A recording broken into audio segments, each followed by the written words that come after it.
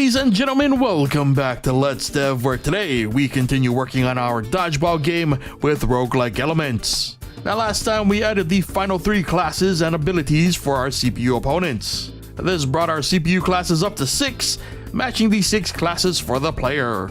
It was a solid end to the chapter of additions, which brings us to the next chapter and today's plan. We'll be taking a break from the new features to tweak, fix, and balance what we've already added. This includes changes to the classes and the addition of class stats. And while we're definitely not going to be able to polish everything to perfection, hopefully we'll be able to get a better idea of the gameplay moving forward based on our efforts this session. Sounds like a tedious plan, but a plan nonetheless, so let's get to the coding. First up was separating skill cooldowns from their durations.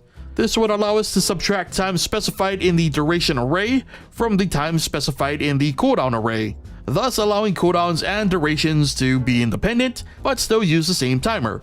And since the CPU's code was already set up for this, the implementation was pretty easy with positive results. It's hard to tell, but trust me, the CPU's abilities were now functioning on timers set by our 2 arrays. So back in the code, I added a count check to the summoner's ability. Essentially, this would change our summoner from a, summoner to more of a necromancer, as they are now only able to spawn as many allies that have been eliminated, which honestly should have been their default behavior from the start. Anyway, this would cut down the chaos enough for us to move on.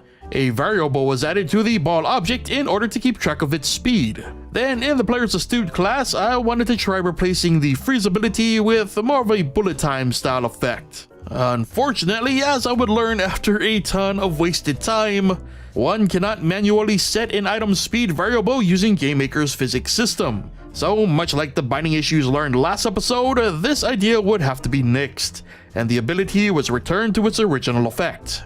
On a more positive note, however, the player's cooldown system was also reorganized to function exactly as the CPU's, once again bringing harmony and symmetry to our code. Now up next was something I could change, and that was character movement.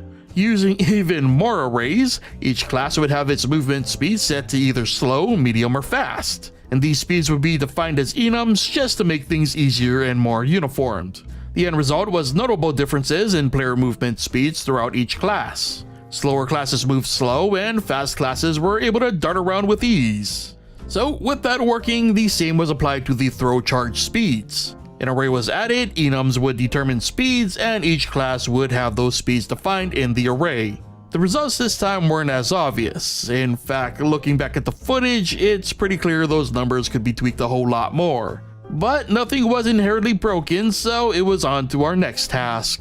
Next were a few fixes, the first being an attempt to fix CPU players clumping up, which was done by tweaking their movement region. Next was adding checks to both player and CPUs picking up balls so that they wouldn't be able to snatch balls from one another, which I thought I fixed in a previous episode. And the final tweak this session was figuring out the Agile's dash direction control. The first approach was to do a check when the dash is initiated. If the player is already moving, the dash direction would follow, and if the player isn't moving, they would dash towards the mouse. This ended up not working for whatever reason, so instead, an actual instance variable was added to keep track of the player's movement direction at all times. When a direction is pressed, it is recorded to this new variable. The variable is then reset on every frame, meaning that if the key is still held down, the direction would remain constant. The direction would then be fed to the dash event. So again, if a direction is held down, the Agile will dash in said direction, else they will dash towards the mouse. And again, I'm not 100% sold on this change. I mean, perhaps it'd be better for the dash to become a giant backstep if no direction is held?